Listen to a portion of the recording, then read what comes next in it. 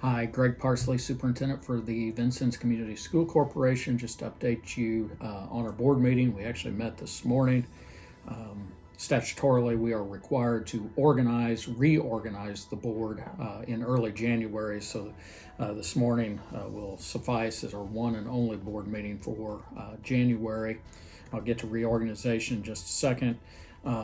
Some personnel items. Karen Bible, the board accepted her resignation this morning. We certainly thank Karen for her years of contribution in serving students in the VCSC, and we wish her the best of luck in her new endeavors. Recommendations, the board did hire Braden Brown. Braden's he's a former LHS graduate. Went off and got a degree in sociology, but after doing some coaching for us has found that he's got a passion in education, so he's going to go through a transition to teaching program, but is replacing Mr. Rudolph at the high school in one of our special education classrooms, and we're elated to have him.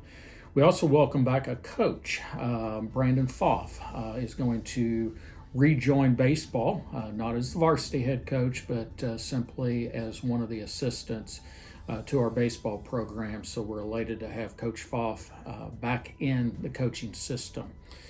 Pretty light agenda when it comes to just in general. There was no donations, field trips, anything of that nature this morning. Discussion items.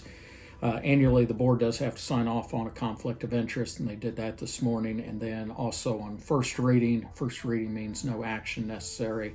A slew of new policies and procedures, and those are on our website for people to take a look at if they have any questions. And then the rest of the items are decision items this morning were all housekeeping types of items, ranging from a second claims docket so that the business office can pay bills between now and the time of the next board meeting, and they can do that throughout the year. And then a couple resolutions to transfers. We have to have our fund balances whole or kept whole, so we always have to move some money around at the end of the year.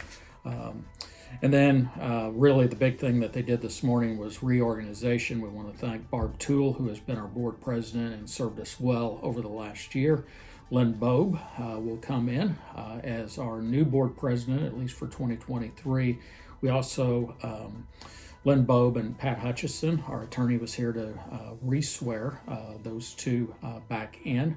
And then we appointed different positions within the board, in large part positions that from vice president, the board moved over one seat. Our attorney, which is Fayetteville and Porter, and then just some different ranging from ISBA, which is Indiana School Boards Association, legislative liaison, so forth.